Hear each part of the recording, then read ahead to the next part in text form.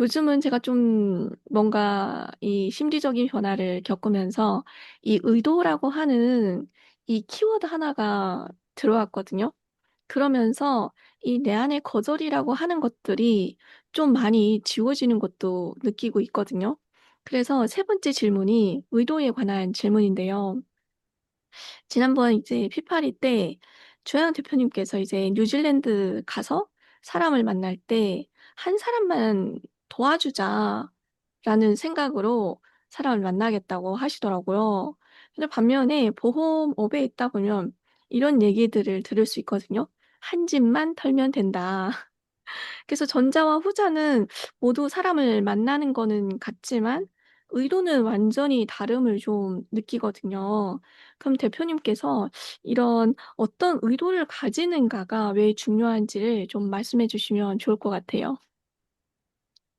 봐봐요. 그 차이를 제가 바로 말씀드릴게요. 보험회사의 그 조직에서 얘기하는 한 집만 턴다라는 얘기과 조양 대표님이 얘기하는 뉴질랜드에서 한 사람만 내가 타겟을 해서 제대로 된 한 사람만 만나면 된다. 이게 어떤 차이인지 제가 말씀해 볼게요. 차이는 생각의 차이예요. 차이. 그 차이가 뭐냐? 일단 1번 어떤 생각의 차이냐면 우리가 지금 얘기하는 한 사람은요. 우리가 지금 얘기하는 한 사람은요. 우리도 심지어 그 사람의 영향을 받아가지고 많이 배울 수 있는 사람. 예. 우리도 심지어 그 사람의 어때요? 도움을 받아서 우리도 성장하고 우리의 경제뿐만 아니라 우리의 자유에 기여를 할 사람. 그 가장 키를 가진 사람. 예. 그 사람은 우리 지금 레벨이 어느 레벨이에요? 예. 우리 지금 레벨에서 그런 사람 만나는데 그 사람 레벨은 최소한 얼마 돼야 멀티 밀리네어거나 심지어 빌리네어 정도 되겠죠. 아니면 그런 사람들하고 발이 넓어가지고 제가 미국에 아는 그 강상구 대표님처럼 그렇게 뭔가 그런 사람 주변에 막 타이슨이라는 주변에 그런 영화 감독이랑 주변에 막 다양한 그 어떤 그 밀리네어들이 옆에 있는 사람 그런 사람 발 넓은 어떤 그 중개 역할을 할 수 있는 그런 키맨이 되거나. 근데 우리가 지금 생각하는 그런 프로젝트는 말 그대로 그 한 사람을 우리한테도 이득이 되는데 우리도 그 사람한테 이득을 줘야 된단 말이에요.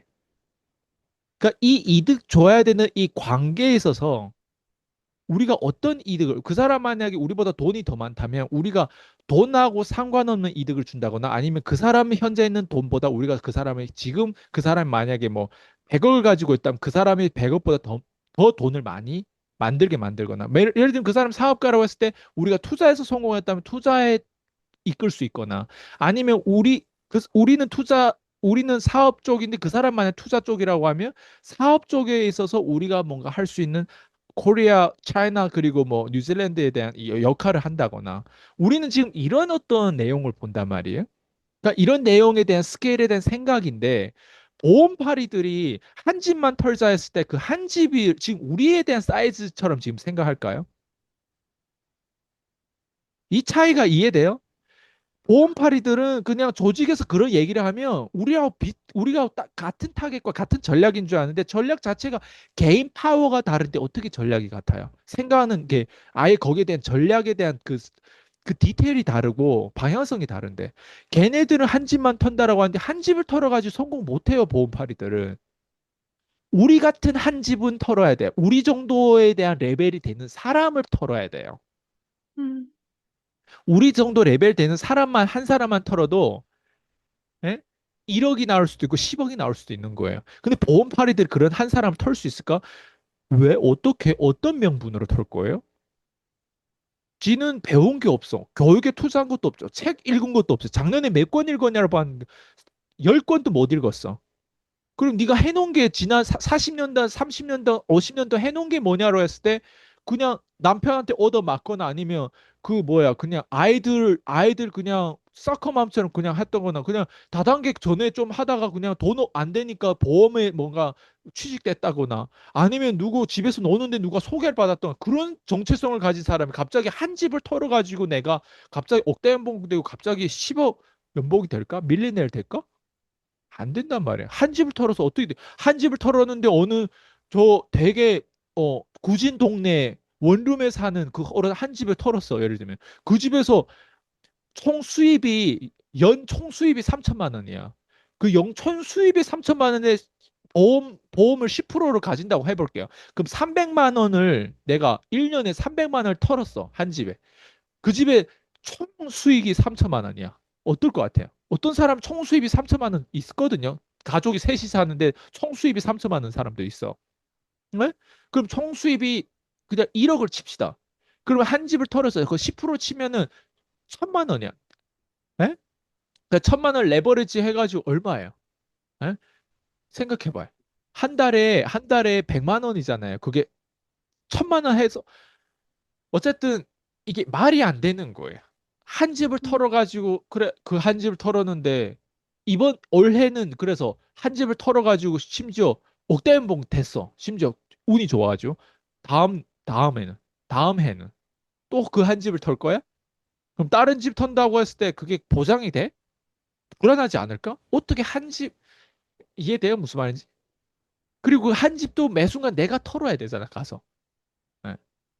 그리고 그 한 집 텄는데 이제 우린 지금 턴다라고 했을 때 가장 최고의 베스트 시나리오가 얼마짜리라고 했어요? 억대 연봉 되는 거예요. 그러면 억대 연봉 된 사람이 보험업계에 많을까요? 일단 조직안에서 다들 이러고 보는 애들 억대 연봉 과연 될까? 음, 제가 교육해 준 사람들 중에서도요, 내가 교육했음에도 불구하고 억대 연봉 되는 거 거의 불가능한 사람도 있어요.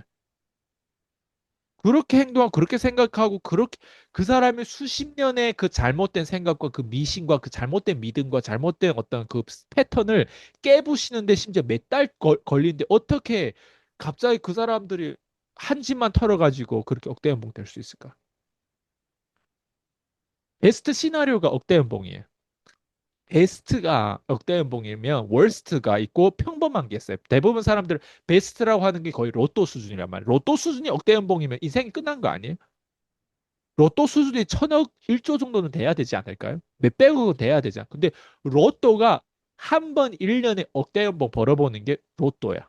그럼 그 사람 인생이 어때요? 방향성이 있을 것 같아요? 자, 그래서 한 집 털었는데 그 터는 과정에 또 과정을 보면요.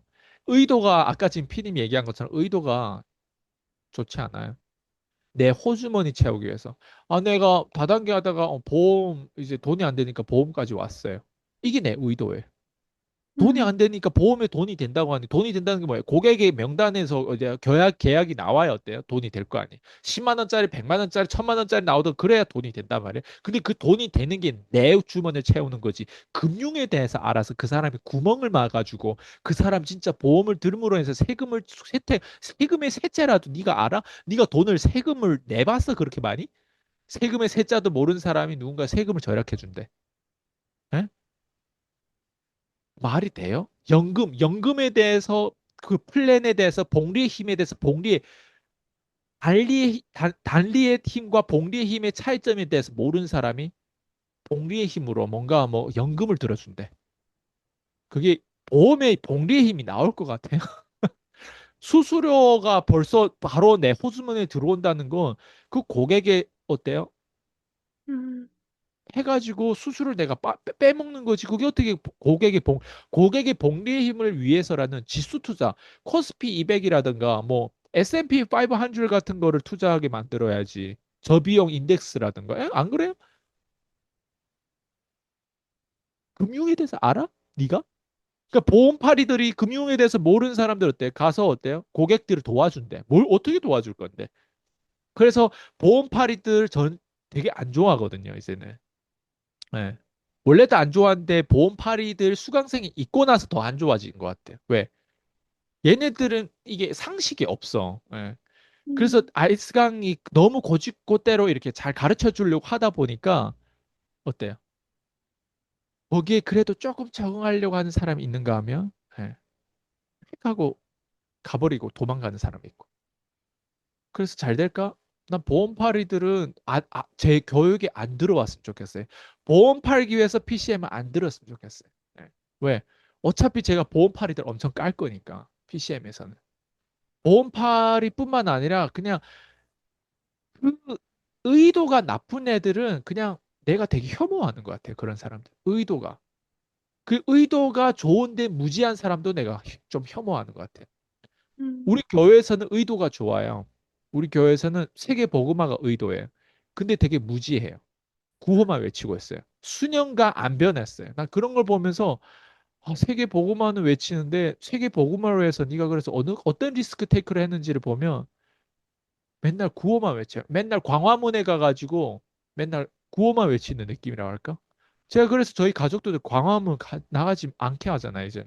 나가지 말라고 하잖아요. 광화문 나간다고 윤석열 대통령이 돌아올까요? 네. 음, 약간, 예, 교회에서 무지한 애들은 딱 그렇게 그냥 복음을 전한다고. 주변 돌아다니면서, 예수님 믿으세요. 안 믿으면 지옥 갑니다. 이런 사람이 있어요, 없어요? 가끔씩. 예. 그걸 들으면 어떨 것 같아요? 아, 쟤는 복음을 전하는 게 아니라, 예, 복음의 안티구나. 예. 그런 거에 지금 의도가 되게 중요한데, 의도를 배워야 돼요. 의도도 배워야 되고, 약속을 어떻게 지키는지 배워야 돼요. 그렇게 간단하지, 돈 버는 게 그렇게 간단하지 않아요. 간단하게 돈 벌 수 있는데, 네가 하는 방식은 아니다, 이거예요. 그래서 제가 보험팔이들 까는 게, 보험팔이들 조직의 리더들을 봐봐요. 걔네들 금융에 대해서 뭘 알아요? 걔네 술 마시는 걸 잘하는 거 빼고 뭘 잘 알아요? 걔네 옷을 잘 입는 거 빼고 뭘 잘 알아요? 여자들은 몸이 점점 보험 아줌마들 특징이 있잖아요. 왜 그 몸이 계속 나아요? 지도 관리를 그렇게 못하는 사람이 어떻게 남의 장고, 남의 돈, 금융, 이 자본을 어떻게 배분하는지 이걸 어떻게 관리하겠어요? 생각해봐요. 걔네들 몸뚱아리마저도 관리를 못하는데 어떻게 남의 장고를 관리하냐 이거예요. 차라리 다단계 하는 애들 더 나아. 다단계 하는 애들 돈이 안 돼도 그래도 좀 관리가 되잖아. 약간 미셔너리처럼 그래도 뭔가 배우려고 하고 자기 개발이라든가 뭐 이런 거 하려고 하자. 자꾸 뭔가 책도 읽고. 보험하는 애들은. 예. 바로 하나 팔면 10배, 8배로 막 인센티브 주니까 어떻게 해? 돈에 그냥 미쳐가지고 막 반짝이고. 그리고 어때? 환수가 터질게 봐. 또 보험을 그만두지도 못해?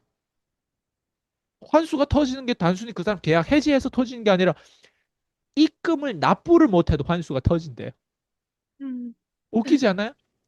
매달 100만 원, 이번 달 100만 원 넣는데 다음 달 100만 원 못 넣으면 100만 원 계속 못 넣어. 그럼 환수가 터지는 거예요. 그럼 그 환수가 터진 것 때문에 또 빚쟁이가 돼. 왜 앞에서 내가 그래도 100만 원 계약했는데 막 1000만 원 들어왔어.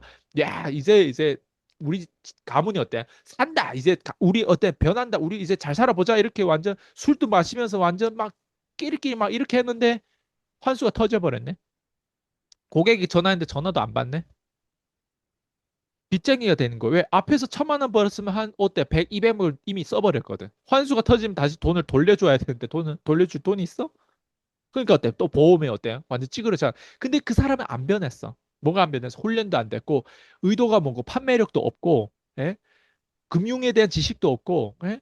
한 사람을 사력 있게 도와주려고 하는 그 도와주는 거에 대한 전략과 도와주는, 어떻게 전략적으로 잘 도와줄 수 있는지, 그런 거 몰라.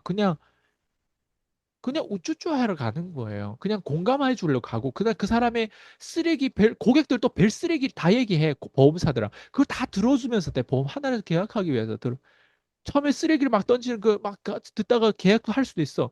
그 다음에 쓰레기 계속 들어야 되는데 보험사들은 맨날 쓰레기를 듣다 보니까 몸도 커지는 거가 봐.